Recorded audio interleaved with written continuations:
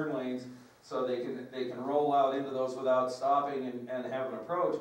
In the interim, is there a way we can enhance the signage to get the trucks to actually stop at those intersections? I've had twice in the last 3 months up at Loggy's Junction, times coming down from Wendover, where trucks rolled through those intersections out in front of me, and I literally, a week ago, had to lock up the brakes and streak the highway with skid marks to avoid going under a semi because I had another vehicle coming at me in the other lane. And these trucks are just rolling through, and so we need to really see if we can't do something to make them stop until we can get a lane that will handle that. So all of the items that are on your priority list are items that you've communicated to us that we should be considering and working into the program if we can when we have projects generally in the area, or in the case of perhaps passing lanes, as we identify and prioritize the passing needs across the state. It sounds like to me that you maybe have some different priorities than what are currently listed as your top two. And so maybe a conversation about how you might want to reprioritize those that are on here, maybe if you want to take any off or if you want to add any. That would be helpful for us as we're managing. For instance, Commissioner Bybee, you just mentioned that you may want us to look at just enhancing the signage for the stop signs. That is something that we're more readily going to be able to do than rebuilding the junctions because of right-of-way considerations and overall cost. So that would be an example of something that you may be able to change that's already on here. And as I mentioned, it certainly sounds like the priorities may be different than those top two as they're currently identified. Okay, anybody else got anything for NDOT before we go into acceptance of their report? I think, is my opinion, on our priority, your number one and number two were Maine's truck stop, and number two was the downtown ED stoplight. I think that the passing lanes and that type of stuff needs to be bumped up way above the stoplight at Altman Street, because you're not going to be doing the Altman Street construction anyway. So I don't know how the commission feels. I'd like to hear that, but I think that as we bump priorities up, we should probably put that passing or some type of help on 318 and 93 South. That should be number one. I think after the discussion that we've had, Lori, Mike, myself, everybody, Ian, I think that should be bumped up. Does the commission agree, or is there some other alternative that you'd like to see us while we got him on the phone? Yeah, I would think that would be a top priority, is those passing lanes. Yeah. So I'd look for a motion to reprioritize item number two, which was the downtown stoplight, and make the passing lanes and the work on 318-93 South as number one. Anybody want to make that motion? Motion by Ian. I'll second that. Second by Lori. All those in favor? Aye. Opposed? None. So there you have it. We have now reprioritized our number one, which is that work done on 93 and 318 South. Shane, you got something? And Chairman, what would you like for your number two? Personally, for the number two, I would like to see a turn lane, a rolling turn lane. An acceleration lane? An acceleration lane for the intersections at Loggy's and Blackjack. But in the interim, I would like to see us do something to enhance the signage to encourage those trucks to come to a complete stop. And would you like that, the one at Loggy's? Yes, Loggy's and Blackjack. I'd like to see them both in that one. They'll both be included in the motion. Enhance the signage? Well, enhance the signage, but also see if we can't expedite a better solution to come up with an acceleration lane, so those trucks can roll through those lines without stopping, but have their own lane for say a mile, and then be allowed to merge in as they come up to speed. Would those what do they call those when they put divots in the road? They're there for so far stopping. Okay. The rumble strips?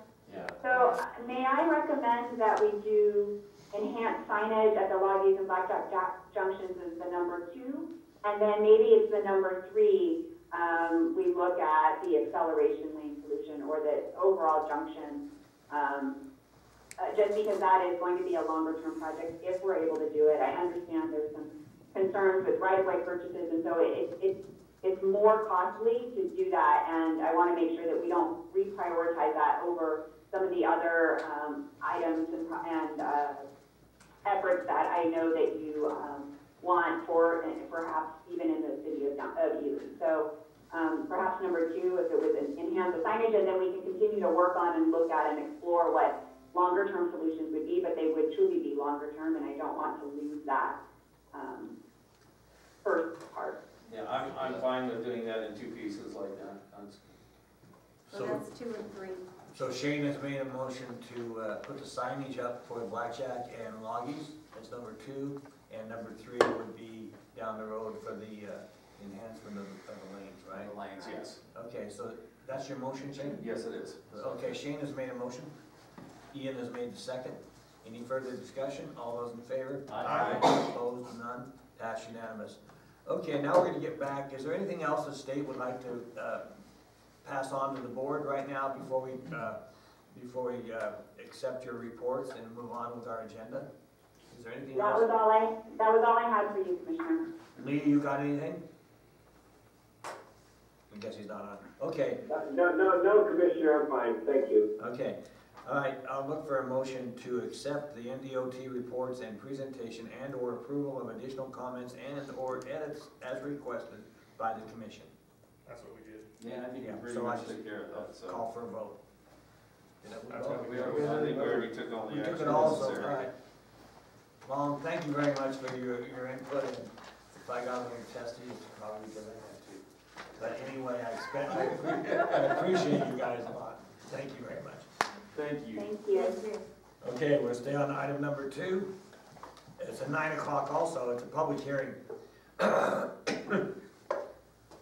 It's discussion only. Notice of the White Pine County Board of County Commissioners' intent to lease the following described county-owned real property to the Hotel Nevada and Gaming Hall Limited for the duration of 3 years with an option for an extension to 2 additional years for $725 per year pursuant to NRS 244.2833. Do I need to read all these, Mike? No, as otherwise stated in the agenda. As otherwise stated in the agenda.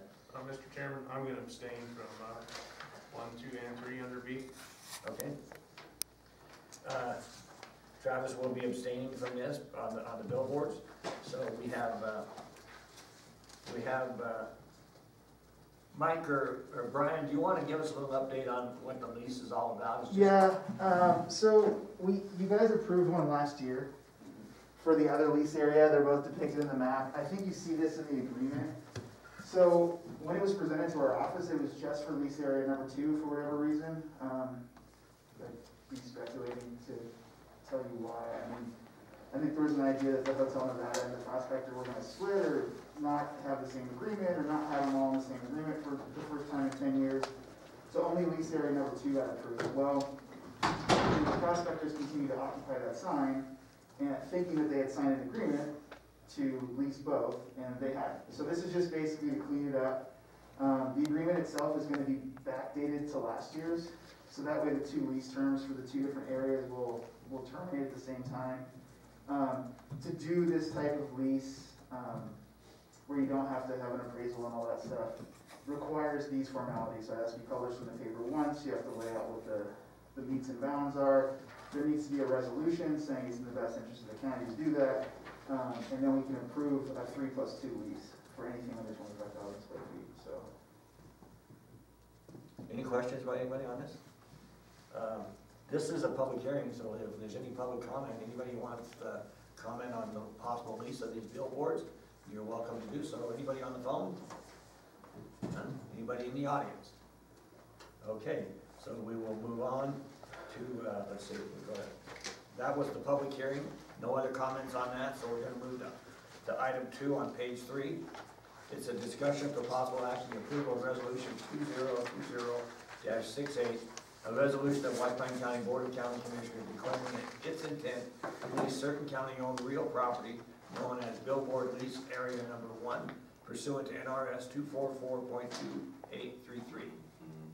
Move to approve. Okay, a motion by Shane, Second. second by Lori.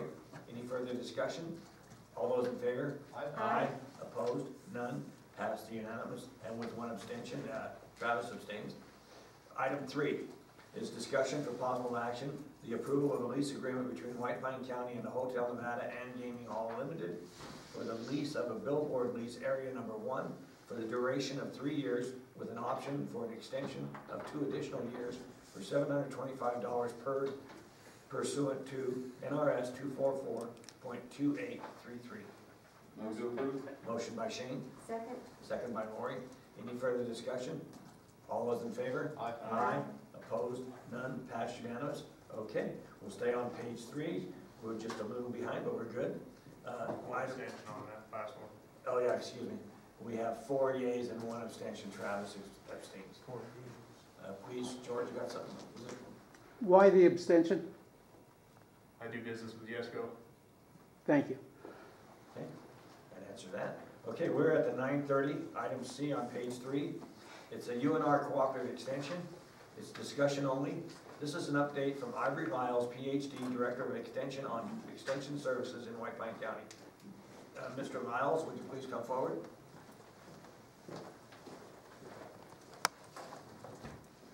Good morning, County Commissioners. Good morning. Let me say it's nice to be back in White Pine County. Again, for many of you that I've had the privilege of meeting and knowing, I've been in your state. If I'm lucky enough to stay for 3 more days, for 3 years, and I have thoroughly enjoyed my state. You may hear this southern accent coming out. So I'm just a little country boy from Mississippi, but I do enjoy being out west. My philosophy growing up on a farm and doing extension work for many years has been that this is a partnership between counties and cooperative extension. And I hope that I've tried to demonstrate that over the last 3 years, that anytime major decisions need to be made, we want to involve and discuss it with county commissioners. And so as a result of that, I so appreciate the opportunity that has availed itself over the last couple of weeks as we restructured and reshaped the extension office here in White Pine County. There are so many things I cannot say by state policy on personnel issues, but I would like for you to know that effective October, you no longer have an extension educator here in White Pine County. We have transferred the person to Reno, and they are now reporting directly to me for some special projects. We will move as quickly as possible to refill that position. It requires time to go through posting and a national search and all the things we have to do by state requirement, but it is our intent to move as quickly as we can to refill that, because priorities of educational programs are important to us here. And after I finish, Holly Gaskett, the area director, will talk a little bit about our programs and some of the things we're doing. However, at one of your recent meetings, you passed a resolution to vacate cooperative extension from the county-owned building here. And I'm here today to ask that you reconsider that on a temporary or permanent situation, depending on what's best for your county situation here, because, again, I do view this as a partnership. The reason I come with that request and to answer any questions you might have as it pertains to that is strictly because of cost and the inability it would give cooperative extension to deliver programs here. Currently, the 1 meal that state law requires that could be assessed up to 5 meals generate a little less than $50,000 in the county. We've asked our university facilities to assist us in determining a new location and to go through the process. Last year, our budget that we presented to the county, we do present our budget annually, although it's collected through the tax millage, but we want to make sure that you're aware of what we're doing. We've collected 49 something, a little less than 50. The budget was 51, almost 52,000. So we actually spent a little bit more. As you know, we have a carryover that has accumulated, so that extra came out of the carryover. Of the dollars, if we have to relocate based on the current real estate property, commercial property that's available, university facilities are telling us that we would require 25,000 of the current 50,000 that we're collecting to be used just for a new facility. That would severely limit our 4-H program here and the other programs that we must offer for the citizens of this county. And so my request is a simple one. Now that we've taken care of some of the other restructuring and organization, that over time, there is no rush, that you reconsider your motion and work with us in coming up with a better location for our education program. Our district attorney has a comment. Sorry to interrupt, Mr. Lyles. Sure, no problem. We have an item 2 here to discuss and approve your request.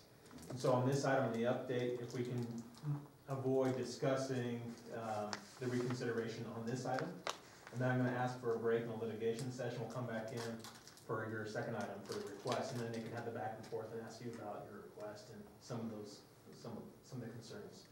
So if we can just stick to the update on the activities the extension offers here locally on this item, and then we'll break and come right back. They broke you up in 2 items. Perfect.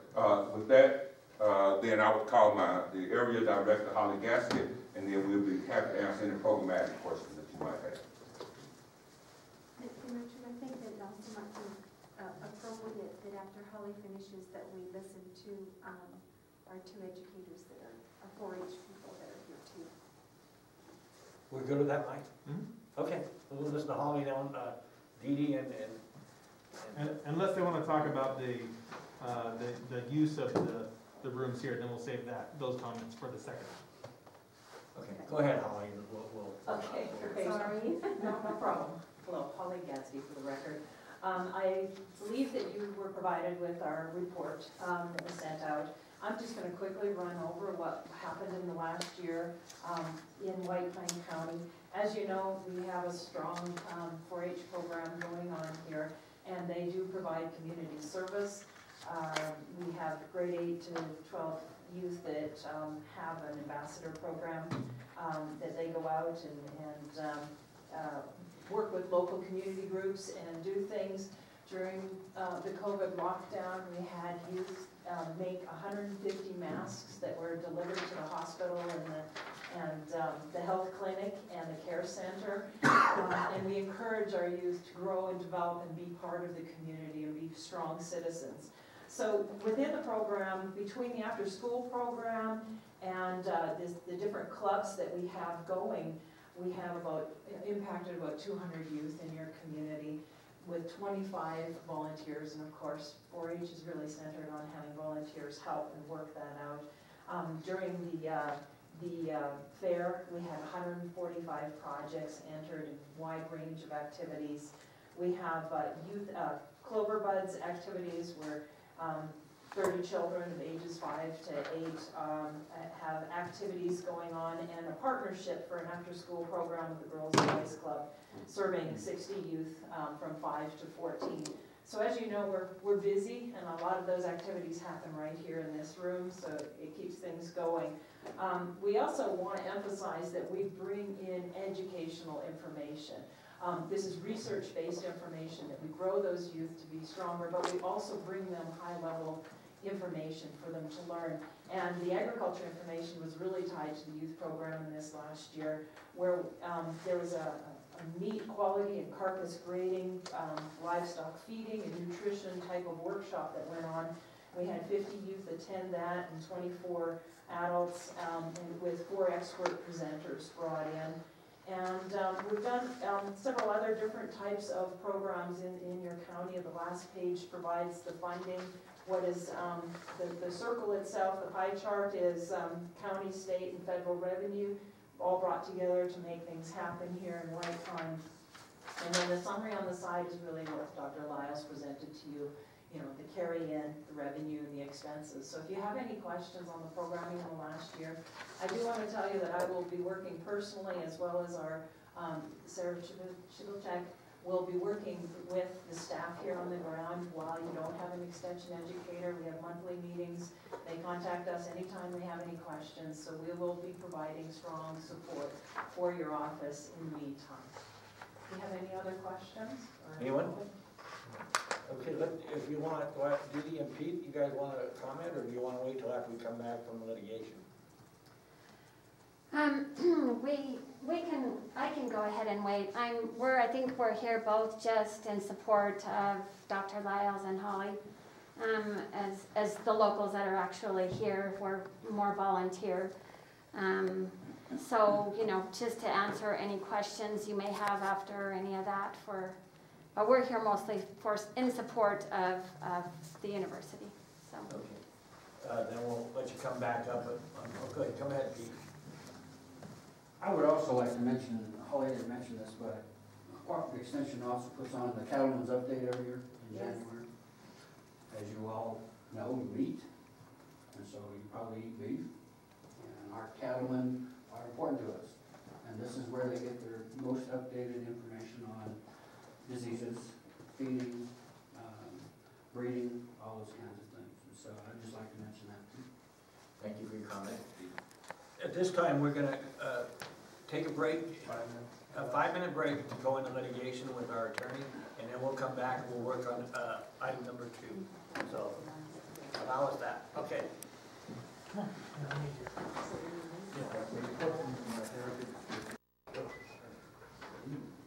Okay, we're gonna go back into session, and thank you for your patience.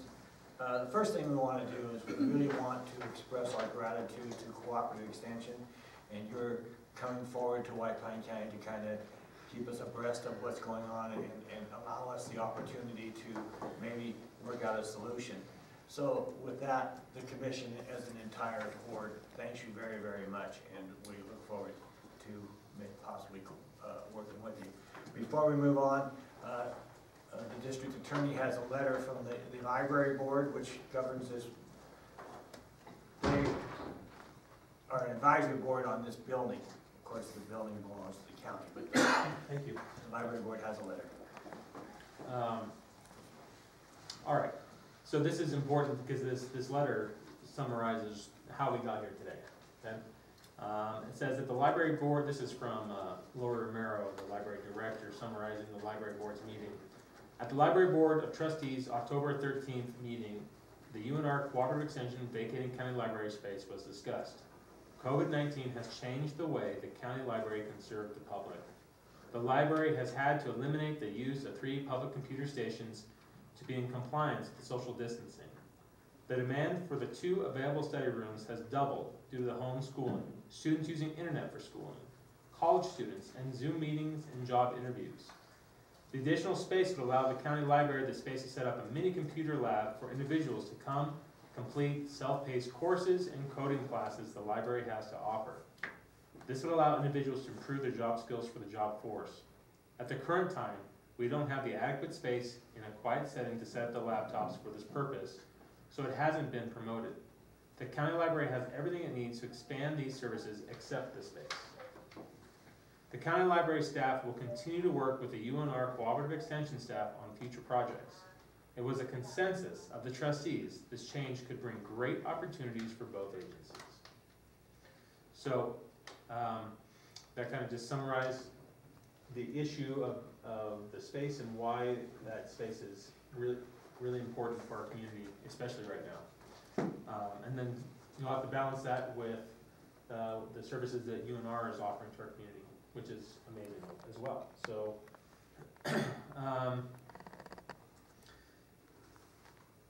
there were also, the library trustees had some suggestions regarding office space. Suggestions included the UNR School of Mining building located in Ruth. Did they already have a building there? The old senior center, community building in McGill. And then other businesses that might have extra space to offer that they could use as tax write-offs, or another government agency with extra office space, because there's a lot of government in town. Just that's the background for their request today, and so I just wanted to turn back over for a discussion on that and invite them up to comment and answer questions. Okay, we talked about certain things. And one of the situation that the UNR extension is in with just a small budget. And, you know, the amount of money that would be required for immediate, we're in our fiscal year, for an immediate vacation of the building would be a detriment to the cooperative extension. I think one of the comments that was made, and maybe some advice, is that because we are in a budget year and we will be in that until fiscal year, the same as the state, until June 30th of 2021. One of the suggestions was to extend the lease while we explore different options. Am I going right here, Mike? Mm-hmm. I was going to say Travis Yeah. is the library board liaison. Right. I'll turn over but these are some of the things that were discussed, so we could maybe work with, it's just this board will have to act on that, but that's one of the suggestions.